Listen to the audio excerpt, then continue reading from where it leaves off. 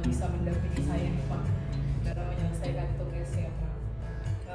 Mohon izin Pak, jadi di modul 3.1 itu saya belajar untuk bagaimana seorang pemimpin bisa mengambil sebuah keputusan di antara sebuah permasalahan yang disebut dengan ada yang namanya dilema etika dan juga rujukan moral Pak.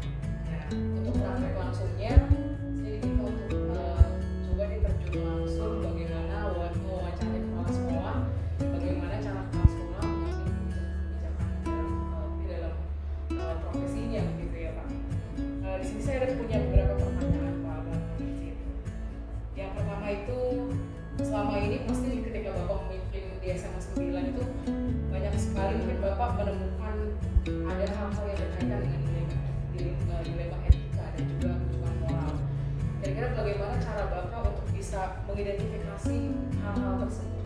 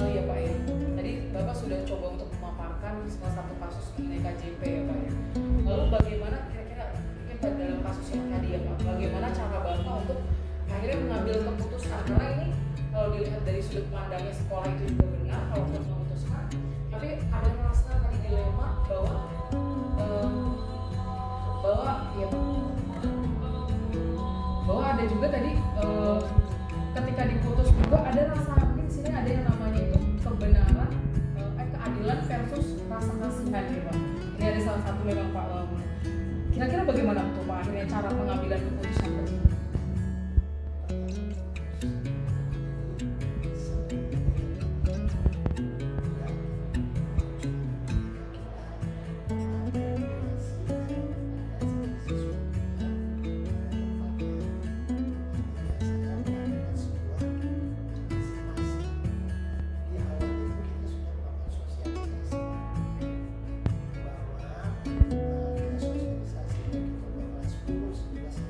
Bahwa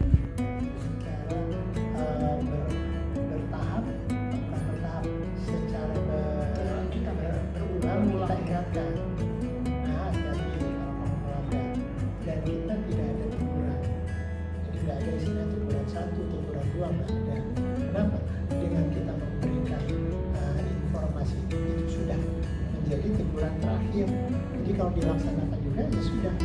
Maka dilema etika itu menjadi sesuatu yang hilang. Kenapa? Kita dengan mudah kita laksanakan, walaupun waktu itu ibunya datang menangis ya, oh gimana? Sekarang kita bayangkan bahwa ternyata uang itu tidak digunakan untuk biaya pendidikan, tapi digunakan untuk merokok. Jadi dengan tegas ya sudah kita ajukan untuk KJP-nya untuk diputus seperti itu. Jadi nggak ada kendala sebenarnya ketika kita melakukan tahapan yang benar. Berarti ini menyambung pertanyaan berikutnya ya Pak, karena berikutnya adalah bagaimana langkah-langkah ya. Kalau tadi langkah-langkah dalam pengambilan keputusan. Kalau tadi saya melihat pertama itu pastinya harus ada yang namanya sosialisasi ya Pak ya. Sebuah ada tata tertib ataupun kebijakan yang akan diambil pasti sebelumnya ada sosialisasi terlebih dahulu, sehingga tadi mungkin Bapak juga menyatakan bahwa tidak menjadi suatu hal yang dilema akhirnya karena kita sudah pernah menyampaikan. Kira-kira ada lagi nggak Pak yang perlu Waktu dilema tetap ya kita ada rasa kasihan, tapi karena tahapan itu sudah dilakukan, jadi tahapannya sosialisasi itu dilakukan bukan hanya kepada siswa, juga pada orang tua. Artinya kita mengajak orang tua untuk mengawal anak-anaknya, dan mereka sudah diinformasikan konsekuensi logis apa yang akan diterima ketika melanggar. Yang kedua harus ada daftar habis. Ini memperkuatnya ketika ada notulensi berita acara bahwa itu sudah melanggar. Nah, dan tentunya secara berkala informasikan. Jadi bukan berarti itu sudah dilakukan, berkala menunjukkan ini yang saya lakukan bukan hanya wajib itu salah satu kasus yang sebenarnya bisa kita antisipasi ketika kita sudah membuat aturan yang jelas dan disampaikan kepada konsumen. Dari tadi beberapa langkah-langkah yang Bapak sudah sampaikan, kira-kira selama ini ada nggak Pak yang mungkin menurut Bapak yang apakah ini semuanya efektif, apa mungkin ada yang perlu ditambah atau mungkin bahkan yang belum efektifnya di bagian mana Pak?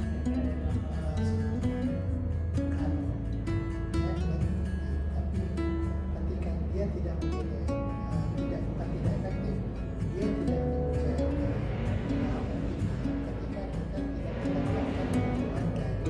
Ada orang tua yang tidak menyadari, ada orang tua yang kurang peduli ketika diminta ke sekolah, ada orang tua yang kepada anaknya, bahkan ada orang tua yang memanfaatkan, ini dalam kasus KJP ya, kan banyak kasusnya, memanfaatkan uang itu bukan untuk biaya sekolah anak, ya, untuk beli beras. Kalau kita bayangkan ini dilematis uang keluarga, ya, program keluarga, tapi itu salah. Bahkan ada yang itu dimanfaatkan untuk membeli rokok buat orang tuanya. Makanya ini tegas sekali, karena berdasarkan data yang didapat oleh Gubernur, ternyata cukup banyak penyimpangan yang dilakukan dalam penggunaan anggaran KJP itu. Maka disinilah kita perlunya tegas dalam melakukan menerapkan aturan-aturan yang ada. Itu baru satu, dan mungkin banyak lagi yang lain, kenaikan kelas, yang kemudian kasus pacaran, Kasus di antara guru juga mungkin bisa juga sama ya. Itu juga akan kita temukan dilema-dilema yang kita harus berani mengambil keputusan dengan sedikit mengabaikan masalah.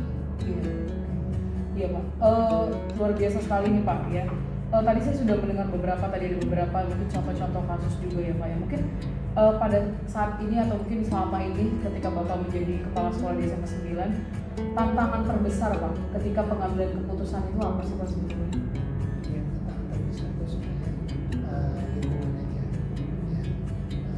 Tapi itu bisa kita minimalisir dengan kita terus mengenal warga sekolah, karena kita berada di daerah dengan PPDB zonasi yang mayoritasnya KJP.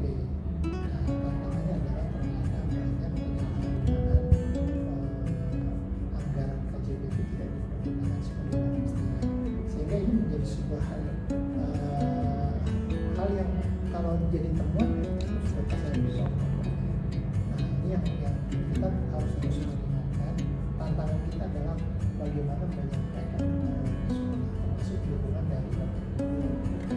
Artinya yang menjadi tantangan pun sebetulnya masih bisa dikendalikan ya Pak sejauh ini ya Pak.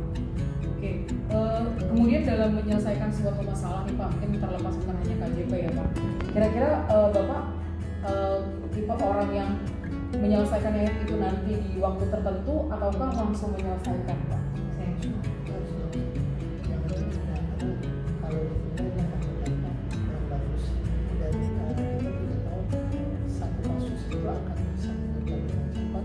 Sebenarnya itu bisa ditutup, tapi karena kita tunda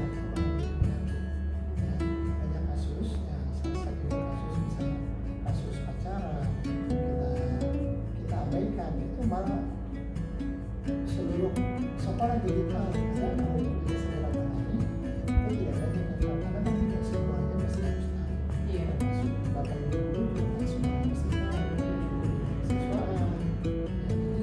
Saya tidak pernah membuat jadwal kalau ada langsung selesai. Dalam menyelesaikan permasalahan yang mungkin selama ini Bapak rasakan, kira-kira faktor apa sih Pak yang mempermudah akhirnya Bapak lebih cepat mengambil sebuah keputusan? Dan ketika tersebut maka itu dengan mudah kita lanjutkan. Mungkin ada sedikit mungkin bisa mungkin kesimpulan atau mungkin pembelajaran untuk saya nih Pak, dari bagaimana sih Pak secara garis besarnya tips untuk mengambil keputusan yang baik bagi seorang pemimpin itu seperti apa sih Pak dari Bapak? Ya, jadi seperti yang saya sampaikan juga permasalahan di sekolah itu nggak pernah berhenti. Tipsnya adalah untuk menempatkan segala sesuatu sesuai dengan proporsionalnya. Dan kasus ini kedinasan, kasus ini masalahnya adalah masalah perasaan, masalah pertemanan. Nah, ini harus kita tempatkan.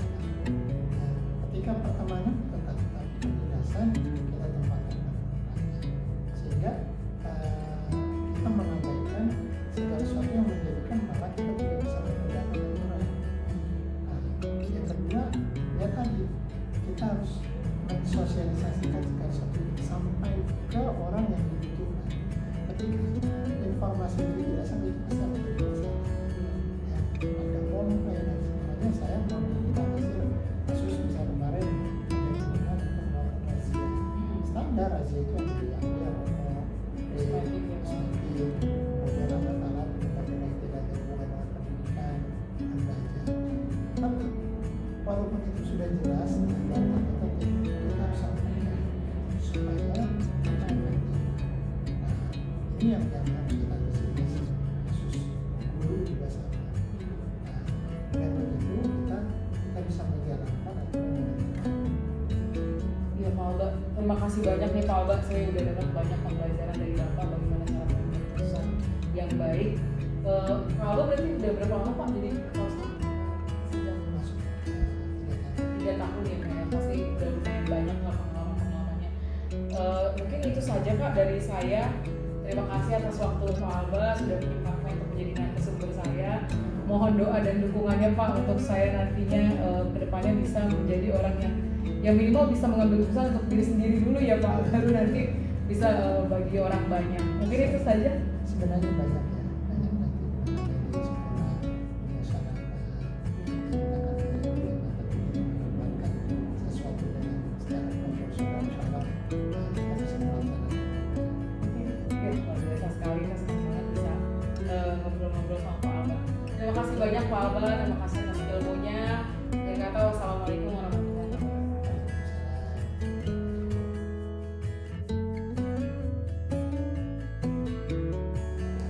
Selamat sore Bu Melina. Ya Ibu, sebelumnya mohon izin nih mengganggu waktu Ibu. Saya kan saat ini sedang menjalani pendidikan guru penggerak Bu. Dan di salah satu modulnya itu saya harus melakukan aksi nyata berupa wawancara terkait pengambilan keputusan seorang pemimpin, ya, terutama pastinya di sekolah, yaitu kepala sekolah. Nah, mohon izin saya merekam Bu, nanti ada di sisi ini ya. Boleh nih. Sebelumnya saya memang dengan Bu Melina sudah cukup lama kenal ya Bu ya, jadi makanya saya merasa mungkin Bu Melina yang akan bisa membantu saya dan memberikan masukan-masukan dan tips terkait dengan pengambilan keputusan. Di dalam satu modul itu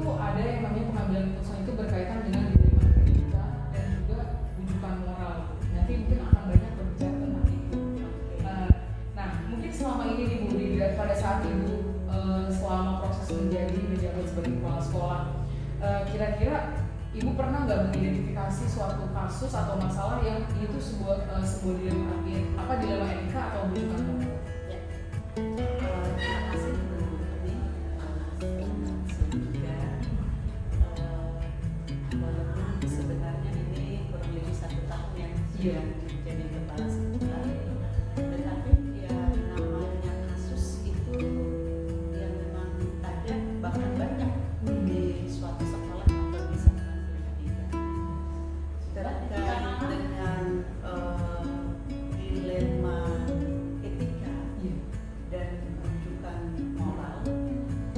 Terus terang memang ini populer dengan adanya CGP ya. Betul Bu. Iya. Kebetulan saya juga waktu itu punya satu guru penggerak CGP di sini sekarang. Sebelumnya saya tidak terfokus ke situ gitu. Ya udah kalau ada masalah ya udah ini kasus-kasus yang dianggap secara global saja gitu. Tapi dengan adanya yang dimandiri atau modul yang dibuat oleh CGP, iya kita juga benar juga kita perlu memang harus diidentifikasi gitu. Nah setelah itu setiap ada kasus ya setiap kasus yang terjadi pada siswa belakangan ini lalu kita merujuk ke sana, ini dikelompokkan ke arah mana gitu. Ini dikelompokkan ke arah mana, apakah ini dilema etika atau bukan moral. Jadi belakangan ini yang memang kita lebih mengarah ke sana. Iya. Kemudian pernah nggak ibu mengalami ada satu kasus ketika ibu sudah menentukan kalau dilema etika kan katanya benar lawan benar. Iya. Kemudian bagaimana mungkin ibu mungkin ada satu kasus apa, kemudian cara mengambil keputusannya seperti apa? Ya, ini paling yang sangat berat ya. Dari bahasanya aja kan dilema ya.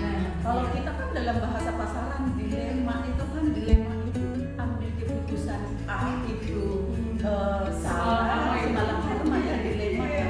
Kalau kita ngambil yang B kan ini sama-sama benar. Tapi mau tidak mau kan kita harus ambil salah satu, nggak mungkin dibiarkan seperti itu kan ya. Nah, yang memang kalau dalam hal ini kita memerlukan timnya, memerlukan tim baik itu dari guru BK, wali kelas, bahkan orang tua, kemudian yang paling dekat di sekitar kasus tersebut siapa saja. Itu yang memang kita lakukan seperti itu. Iya Bu, jadi ibu berusaha untuk nantinya berkolaborasi sebetulnya ya ibu dalam pengambilan keputusan ya. Karena jangan sampai salah mengambil keputusan. Ya, karena akibat dari kesalahan kita mengambil suatu keputusan itu mungkin secara nyata kita melihatnya tidak apa-apa, tapi bisa jadi terjadi di baliknya itu ada hal penting atau akibat yang sangat luar biasa yang dialami atau yang diderita si anak tersebut seperti itu. Jadi artinya bagaimana nanti keputusan yang diambil ini juga bisa memberikan dampak yang baik juga bagi anak-anak yang mengalami itu ya. Kalau tadi saya lihat dari langkah-langkah prosedur yang ibu ambil itu kan untuk mengambil keputusan salah satunya tadi melibatkan ya pihak-pihak yang terkait itu.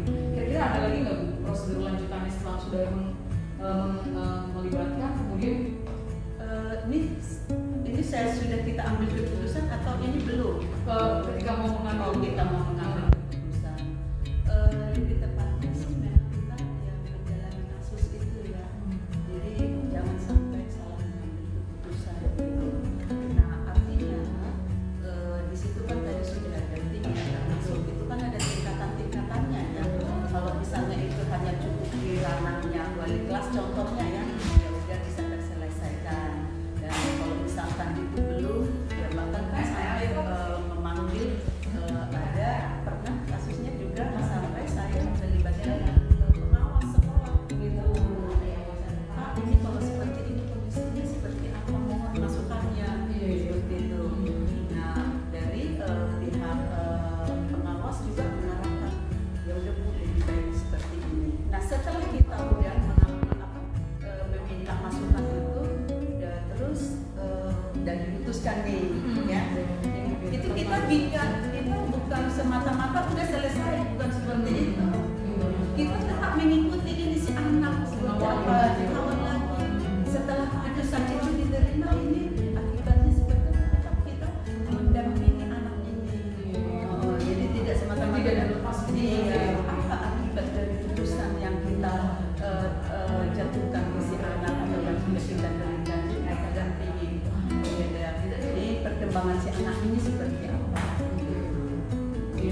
tadi berarti sudah ada langkah-langkah yang ibu ambil sampai dan melibatkan pengawas ya. Iya. Mungkin kalau disuruh mengkategorikan ibu dari langkah-langkah atau prosedur yang tadi, kira-kira yang saat selama ini ibu rasa paling efektif tuh langkah atau prosedur yang mana Bu? Atau mungkin ada nggak yang kurang efektif misalnya? Seperti yang tadi ya, ada tingkatannya ya, ada tingkatannya. Ya memang yang paling efektif untuk menyelesaikan suatu masalah ini adalah orang yang paling dekat dengan si anak yang mengalami kasus ini. Yang paling dekat itu ya wali kelas, guru BK, dan ternyata di luarnya itu ada juga pengaruh teman di sekitar dia, teman dekatnya. Iya, karena kadang memang berbeda-beda kasus ya, banyak berbeda-beda kasus. Kadang yang justru berperan utama itu adalah teman dekatnya. Kita menggali, ya kan,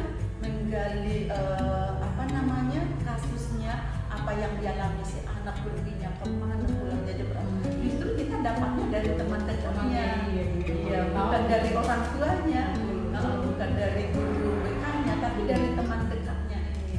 Nah, jadi ya kita memang itu tadi kembali lagi latar belakang kasus ini seperti apa, yang berperan di dalamnya itu siapa saja yang paling berperan gitu.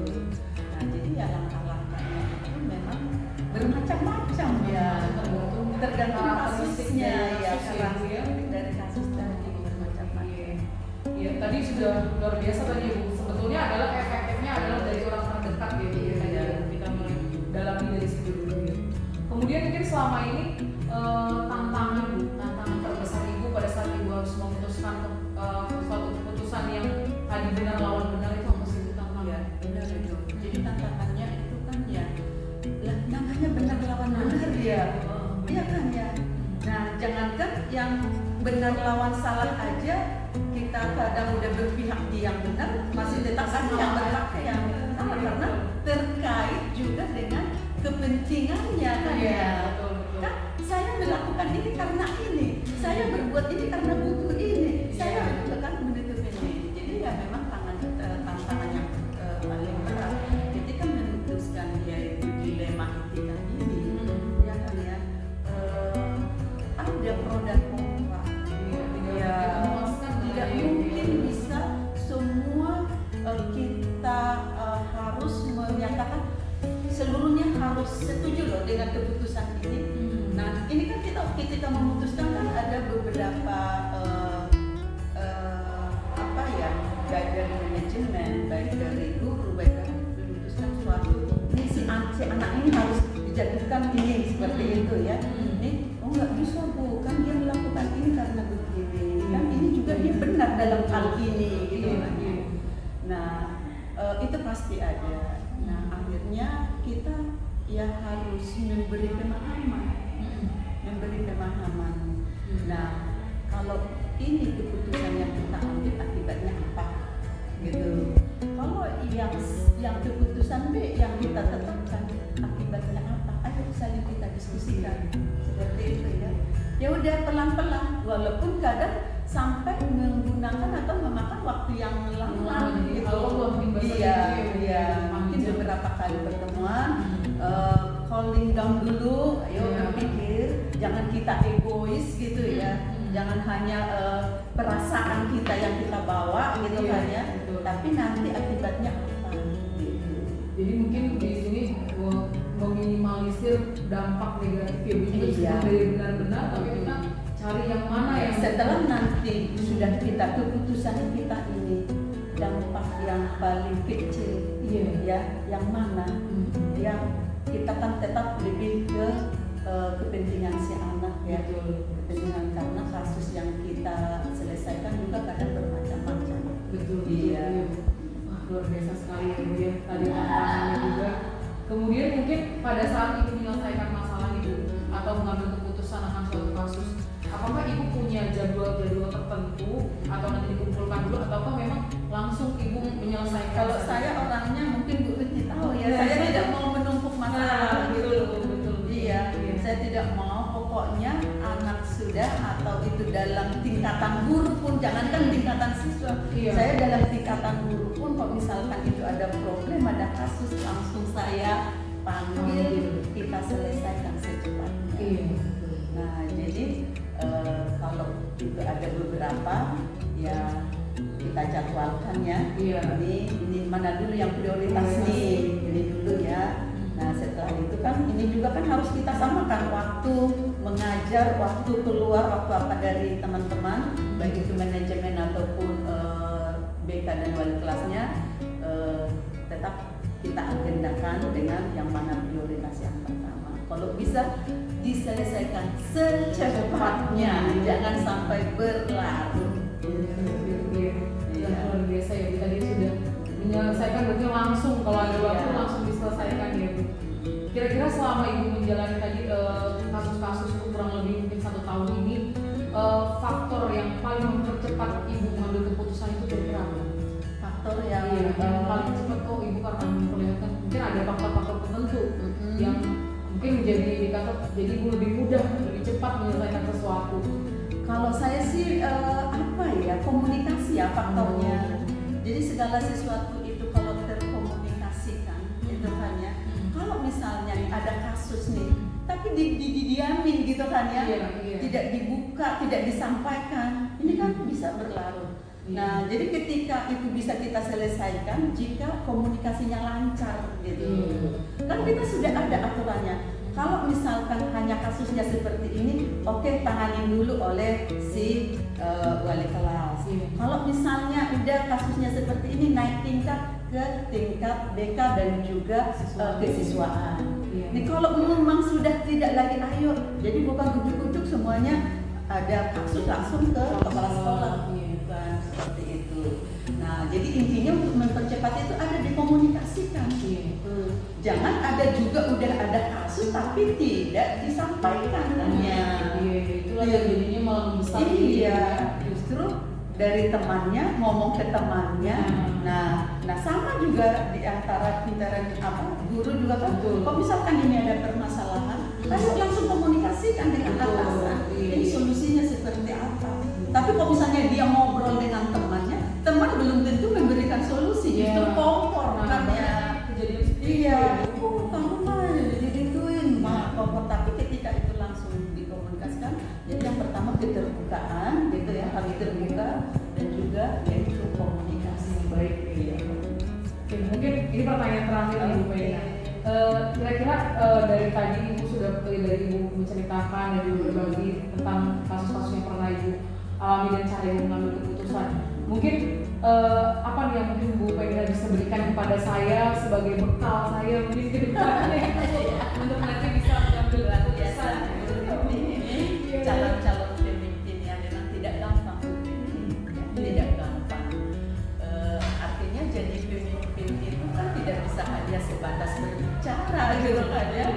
Oh ini A, ini B, aturannya seperti ini, harus dapat tepat waktu, tidak boleh terlambat, harus begini gitu. Tapi kalau kita bukan menjadi pionir yang menjadi yang utama, sama dengan ketika kita mengajar di kelas, kamu tidak boleh terlambat masuk kelas. Tapi kalau gurunya sendiri tidak tepat waktu masuk kelas kan, lah ibu aja terlambat gitu kan ya. Nah jadi yang pertama itu sih komunikasi ya, komunikasi itu yang pertama. Yang kedua kita bukan hanya sebatas kata gitu ya. Kalau bilang iya, maka ya real dari perkataan kita itu apa, action yang kita buat di keadaan sehari-hari. Nah yang ketiga kalau saya ya mungkin kalau saya sendiri nih, saya tidak mau, saya lumayan galak ya. Apa yang saya tidak suka saya sampaikan. Walaupun berbagai cara, mungkin penyampaiannya bukan di depan teman-teman, mungkin secara pribadi, individu dipanggil seperti itu. Tapi ketika saya misalkan itu menasehati atau apa, di saya itu tidak ada dendam. Ketika sudah saya mengeluarkan apa yang tidak suka, apa yang tidak itu, udah selesai. Udah besoknya kembali normal gitu. Jadi saya tetap ingatkan kalau misalnya Bu saya jangan wali kelas, oh ya nggak bisa, contohnya seperti itu kan, itu aturan. Iya, iya, Bapak betul. kan ketika mau sudah menentukan memilih jadi PNS, Iya. maka segala sesuatu tugas pokok, tugas tambahan, Bapak itu harus bersedia, nggak bisa. Nah udah tetap saya sabar, tapi setelah itu udah besoknya ketemu lagi, gimana apa kabar Pak, sehat Iya, gitu. iya, iya. Jadi yang paling saya tidak bisa itu ketika saya ada musuh gitu, itu saya tidak bisa. Jangan sampai saya ada punya ibaratnya ketika berpapasan saya tidak berbicara, itu saya tidak bisa gitu. Iya, iya. Lebih bagus saya misalnya, aduh Bapak begini udah selesai. Dan sakit hati ya Pak, yang memang seperti itu udah. Tapi ketika ketemu besoknya, Pak gimana apa kabarnya? Iya, iya, Jadi, ya mungkin karena kan setiap pemimpin, setiap itu orang kan berbeda-beda ya. Nah kalau saya itu hak itu, saya yang tidak bisa itu kalau saya tidak berkomunikasi dengan seseorang itu jadi bahan pikiran buat saya. Jadi bagaimana artinya ya tadi mungkin kalau ada yang kedinasan ya Kedinasan kita sampaikan, Iya. tapi ya secara personal kita tidak ada sakit hati, tidak ada ya kita hanya berbicara menyelesaikan kedinasan. Wah, luar biasa banget ya Bu ya. Tapi saya melihatnya memang semua itu butuh latihan, benar ya latihan juga terus kan pengalaman jauh ke depan ya Bu ya. Luar biasa banget hari ini ngobrol dengan Bu Femina. Saya sangat tercerahkan dan dapat ilmu baru akhirnya ya Bu ya. Terima kasih banyak Bu Femina atas waktunya. Mudah-mudahan Ibu sehat selalu, berkah juga jabatannya dan semuanya dilancarkan ya Bu. Mohon maaf kalau saya mengganggu. Terima kasih banyak Bu. sama-sama. Sukses ya Bu Britney. Terima kasih Bu. Selamat Sukses sore. yang luar biasa, masih muda nih, perjalanan masih panjang ya.